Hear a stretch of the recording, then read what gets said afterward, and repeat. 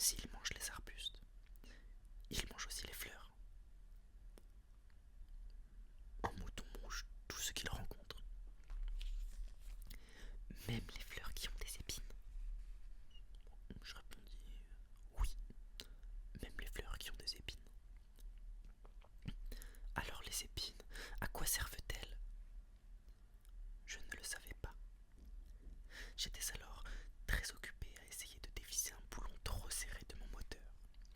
J'étais très soucieux, car ma panne commençait de m'apparaître comme très grave, et l'eau à boire qui s'épuisait me faisait craindre le pire. Les épines, à quoi servent-elles? Le petit prince ne renonçait jamais à une question, une fois qu'il l'avait posée. J'étais irrité par mon boulon, et je répondis n'importe quoi. Les épines, ça ne sert à rien, c'est de la pure méchanceté de la part des fleurs. Oh! Mais après un silence, il me lança avec une sorte de rancune. Je ne te crois pas. Les fleurs sont faibles, elles sont naïves, elles se rassurent comme elles peuvent, elles se croient terribles avec leurs épines. Je ne répondis rien. À cet instant-là, je me disais, si ce boulon résiste encore, je le ferai sauter d'un coup de marteau. Le petit prince dérangea de nouveau mes réflexions. Et toi, tu crois que les fleurs... Mais non, je ne crois rien. J'ai répondu n'importe quoi. Je m'occupe, moi, de choses sérieuses. Il me regarda, stupéfait. De choses sérieuses? Il me voyait, mon marteau à la main et les doigts noirs de cambouis penchés sur un objet qui lui semblait très laid. Tu parles comme les grandes personnes.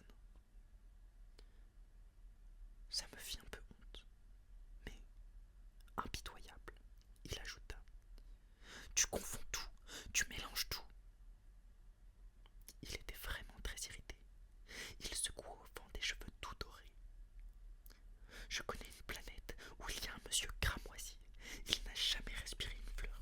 Il n'a jamais...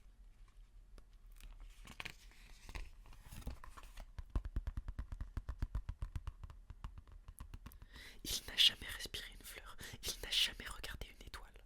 Il n'a jamais aimé personne. Il n'a jamais rien fait d'autre que des additions. Et toute la journée, il répète comme toi. Je suis un homme sérieux, je suis un homme sérieux. Et ça le fait gonfler d'orgueil. Mais ce n'est pas un homme, c'est un champignon. Un quoi? Un champignon. Le petit prince était maintenant tout pâle de colère. Il y a des millions d'années que les fleurs fabriquent des épines. Il y a des millions d'années que les moutons mangent quand même des fleurs. Et ce n'est pas sérieux de chercher à comprendre pourquoi elles se donnent tant de mal à fabriquer des épines qui ne servent jamais à rien. Ce n'est pas important la guerre des moutons et des fleurs. Ce n'est pas plus sérieux et plus important que les additions d'un gros monsieur rouge. Et si je connais, moi, une fleur unique au monde, qui n'existe nulle part, sauf dans ma planète, et qu'un petit mouton peut anéantir d'un seul coup, comme ça, un matin, sans se rendre compte de ce qu'il fait, n'est pas important ça? Il rougit, puis reprit. Si quelqu'un aime une fleur qui n'existe qu'à 1 million d'exemplaires dans les millions et les millions d'étoiles, si quelqu'un aime une fleur qui n'existe qu'à un exemplaire dans les millions et millions d'étoiles, ça suffit pour qu'il soit heureux quand il les regarde. Il se dit, ma fleur est là, quelque part. Mais si le mouton mange la fleur,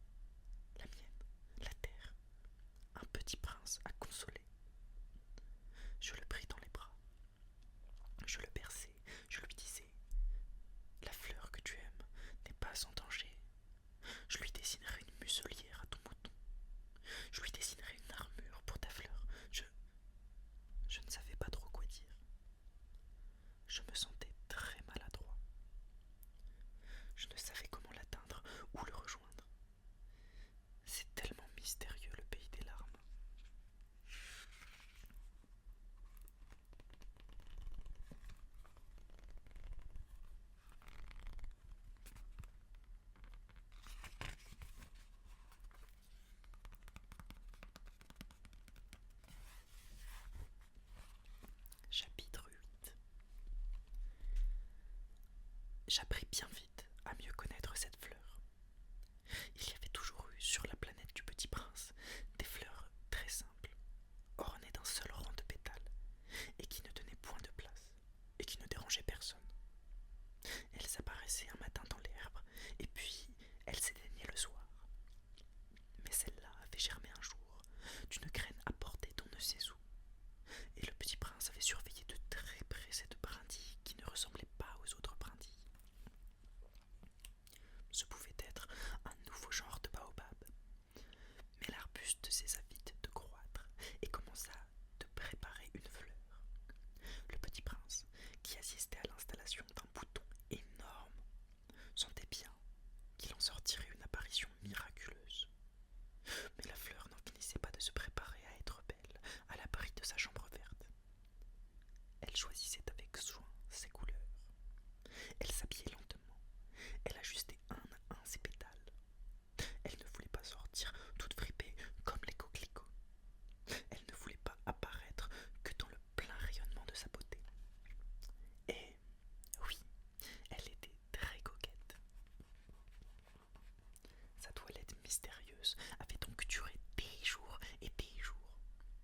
Et puis, voici qu'un matin, à l'heure du lever du soleil, elle s'était montrée. Et elle, qui avait travaillé avec tant de précision, dit en bâillant: Ah, je me réveille à peine.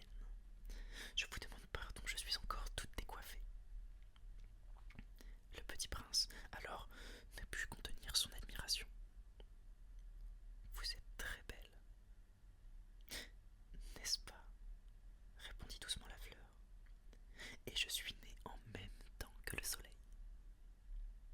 Le Petit Prince devina bien qu'elle n'était pas trop modeste, mais elle était si émouvante. C'est l'heure, je crois, du petit déjeuner, avait-elle bientôt ajouté. Auriez-vous la bonté de penser à moi? Et le Petit Prince, tout confus, ayant été chercher un arrosoir d'eau fraîche, avait servi la fleur.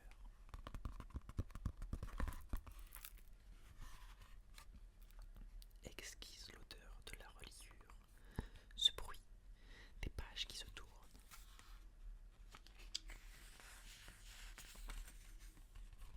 Ici vous aurez donc le Petit Prince qui arrose sa fleur.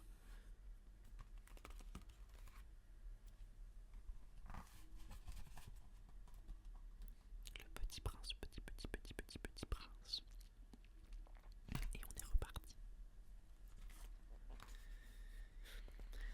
Ainsi l'avait-elle bien vite tourmentée par sa vanité un peu ombrageuse. Un jour, par exemple, parlant de ses 4 épines, elle avait dit au Petit Prince: Ils peuvent venir, les tigres, avec leurs griffes. Il n'y a pas de tigre sur ma planète, avait objecté le Petit Prince. Et puis, les tigres ne mangent pas d'herbe. Je ne suis pas une herbe, avait doucement répondu la fleur. Oh, pardonnez-moi. Je ne crains rien des tigres, mais j'ai horreur des courants d'air. Vous n'auriez pas un paravent?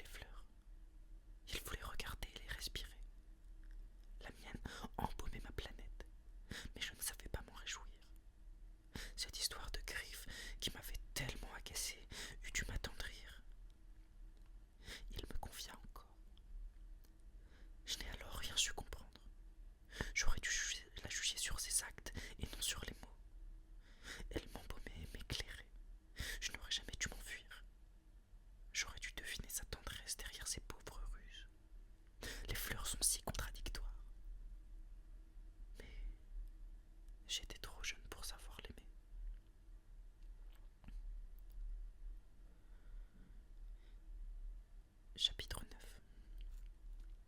9. Je crois qu'il profita, pour son évasion, d'une migration d'oiseaux sauvages. Au matin du départ, il mit sa planète bien en ordre. Il ramena soigneusement ses volcans en activité. Il possédait 2 volcans en activité, et c'était bien commode pour faire chauffer le petit déjeuner du matin. Il possédait aussi un volcan éteint, mais comme il disait, on ne sait jamais. Il ramena donc également le volcan éteint. S'ils sont bien ramonés, les volcans brûlent doucement et régulièrement, sans éruption. Les éruptions volcaniques sont comme des feux de cheminée. Évidemment, sur notre Terre, nous sommes beaucoup trop petits pour ramener nos volcans. C'est pourquoi ils nous causent un tas d'ennuis. Je crois que c'est ça. Le petit prince arracha aussi, avec un peu de mélancolie, les dernières pousses de baobab. Mais tous ces travaux familiers lui parurent, ce matin-là, extrêmement doux. Et, quand il arrosa une dernière fois la fleur et se prépara à la mettre à l'abri sous son globe, il se découvrit l'envie de pleurer.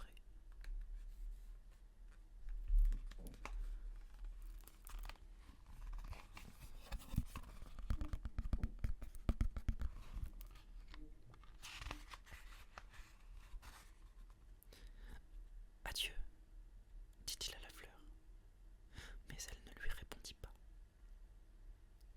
Adieu, répéta-t-il. La fleur toussa, mais ce n'était pas à cause de son rhume. J'ai été sotte, lui dit-elle enfin. Je te demande pardon. Tâche d'être heureux. Il fut surpris par l'absence de reproche. Il restait là, tout déconcerté, le globe en l'air. Il ne comprenait pas cette douceur calme. Mais oui, je t'aime, lui dit la fleur. Tu n'en as rien su, par ma faute. Cela n'a aucune importance. Mais tu as été aussi sot que moi. Tâche d'être heureux. Laisse ce globe tranquille, je n'en veux plus. Mais le vent, je ne suis pas si enrhumé que ça. L'air frais de la nuit me fera du bien. Je suis une fleur. Mais les bêtes, il faut bien que je supporte 2 ou 3 chenilles si je veux connaître les papillons. Il paraît que c'est tellement beau. Sinon, qui me rendra visite? Tu seras loin, toi. Quant aux grosses bêtes, je ne crains rien, j'ai mes griffes. Et elle montrait naïvement ses 4 épines. Puis elle ajouta: Ne traîne pas comme ça, c'est agaçant. Tu as décidé de partir, va-t'en. Car elle ne voulait pas qu'il la vît pleurer. C'était une fleur tellement orgueilleuse. Voici le petit prince qui ramone ses volcans en activité.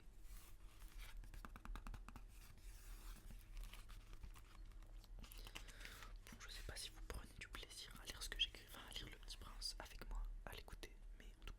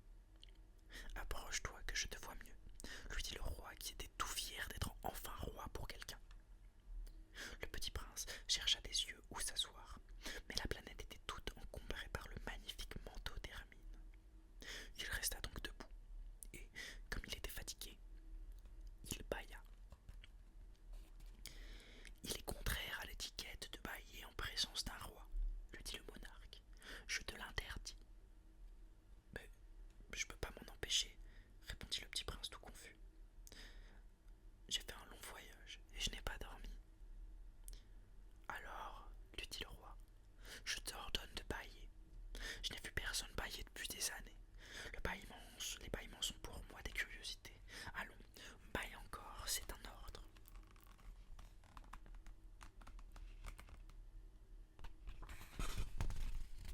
Ça m'intimide, je ne peux plus, fit le petit prince, tout rougissant.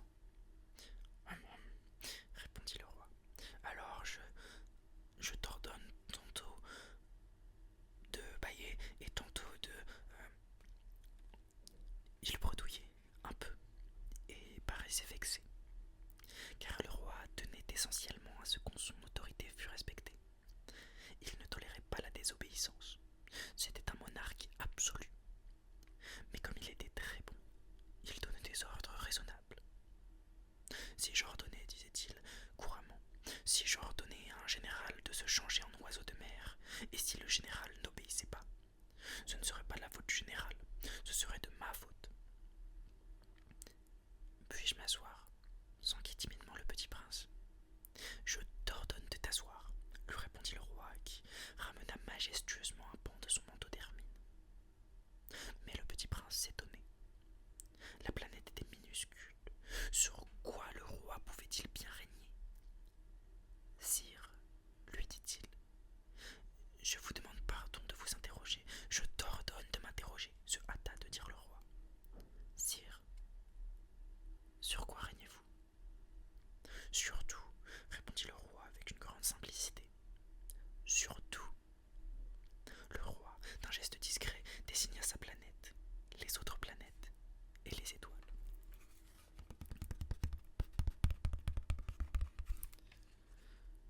Sur tout ça, dit le petit prince.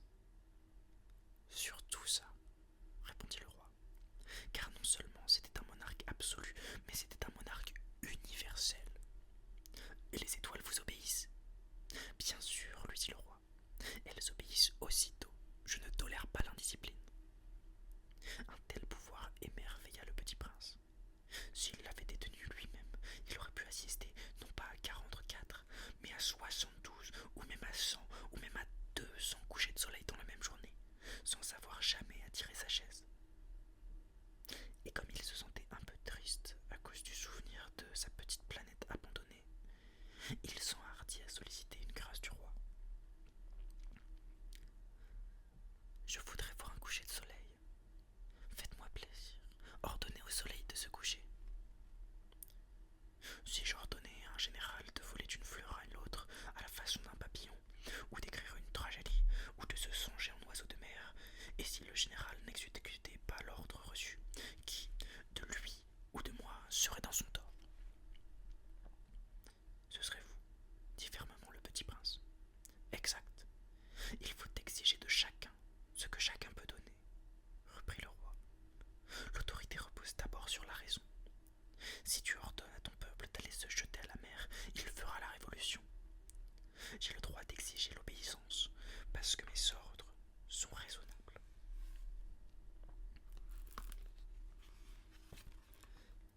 Alors mon coucher de soleil, rappela le petit prince, qui jamais n'oubliait une question une fois qu'il l'avait posée. Ton coucher de soleil, tu l'auras, je l'exigerai. Mais j'attendrai, dans ma science du gouvernement, que les conditions soient favorables. Et quand cessera-t-il? S'informa le petit prince.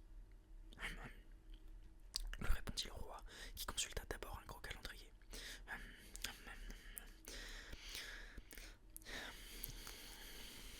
Ce sera ce sera ce soir, vers 7h40. Et tu verras, comme je suis bien obéi. Le petit prince bâilla. Il regrettait son coucher de soleil manqué. Et puis, il s'ennuyait déjà un peu. Oh, je n'ai plus rien à faire ici, dit-il au roi. Je vais repartir. Ne pars pas, répondit le roi, qui était si fier d'avoir un sujet. Ne pars pas, je te ferai ministre. Ministre de quoi? De la justice. Mais s'il n'y a personne à sujet. Ah, on ne sait pas, lui dit le roi. Je n'ai pas fait encore le tour de mon royaume. Je suis très vieux et je n'ai pas de place pour un carrosse. Et ça me fatigue de marcher. Oh, mais j'ai déjà vu, dit le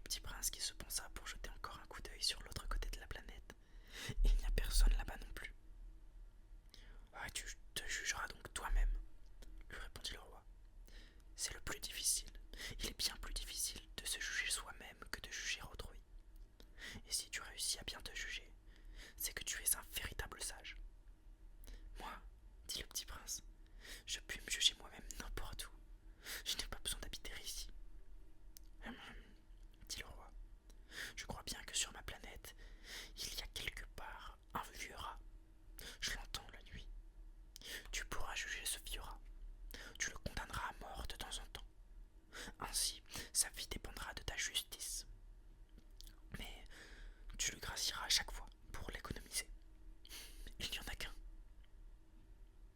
Moi, répondit le petit prince, je n'aime pas condamner à mort, et je crois bien que je m'en vais. Non, dit le roi. Mais le petit prince, ayant achevé ses préparatifs, ne voulut point peiner le vieux monarque.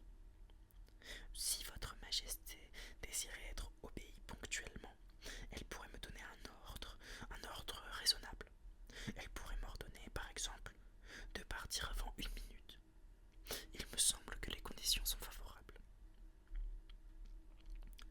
Le roi, n'ayant rien répondu, le petit prince hésita d'abord, puis, avec un sourire, et un soupir plutôt, prit le départ.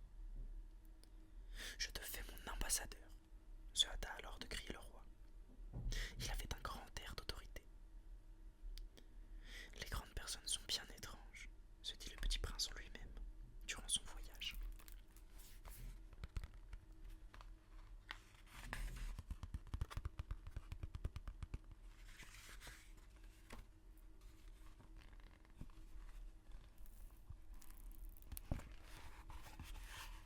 Chapitre 11.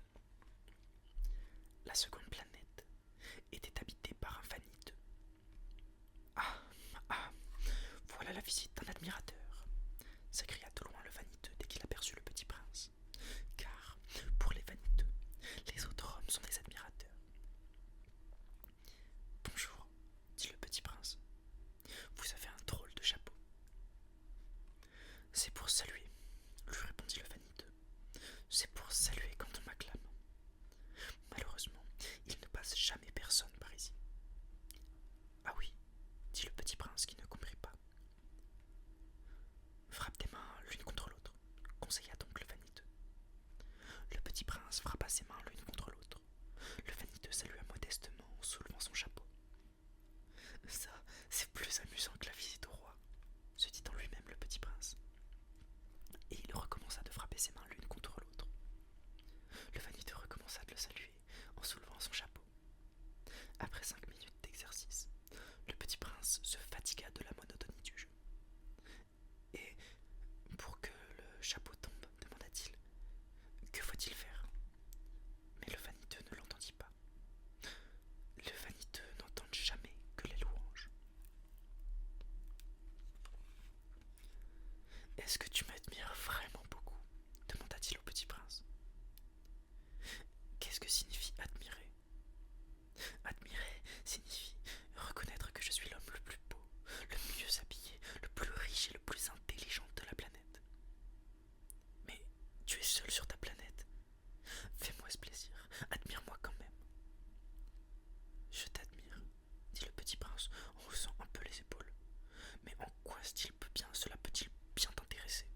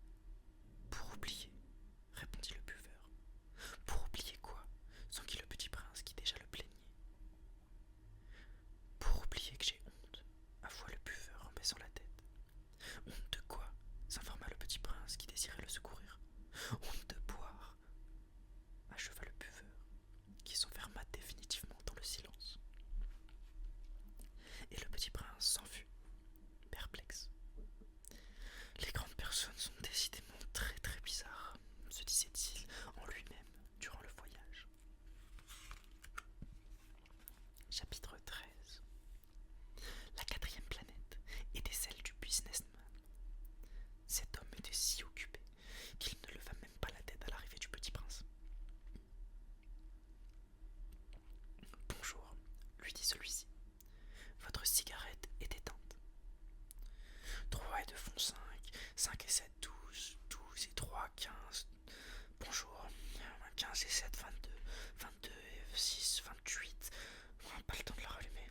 26 et 5, 31. Ouf, ça fait donc 501 622 731. 500 millions de quoi? Hein? Tu es toujours là?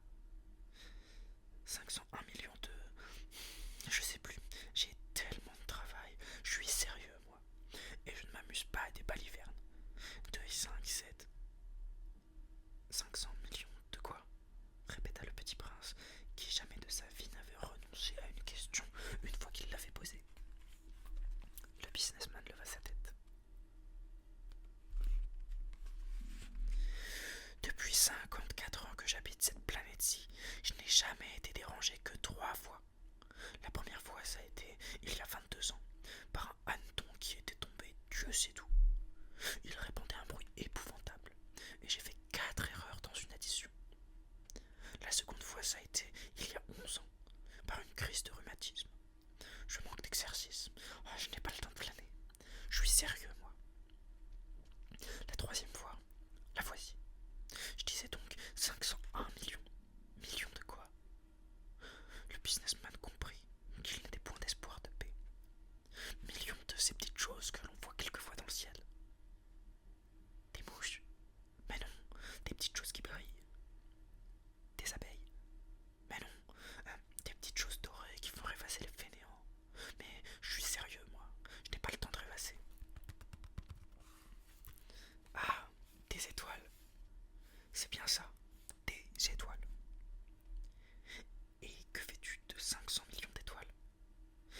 501 622 731. Je suis sérieux, moi. Moi, je suis précis. Et que fais-tu de ces étoiles? Ce que j'en fais? Oui. Rien. Je les possède. Tu possèdes les étoiles? Oui. Mais j'ai déjà vu un roi qui... Les rois ne possèdent pas, ils règnent sur. C'est très différent. Et à quoi cela te sert-il de posséder les étoiles? Ça me sert à être riche. Et à quoi cela te sert-il d'être riche? Acheter d'autres étoiles si quelqu'un en trouve. Celui-là, se dit en lui-même le petit prince, il résonne un peu comme mon ivrogne.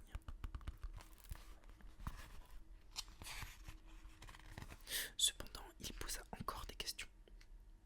Comment peut-on posséder les étoiles? À qui sont-elles? Riposta grincheux le businessman. Je ne sais pas. À personne. Alors elles sont à moi, car j'y ai pensé le premier. Ça suffit,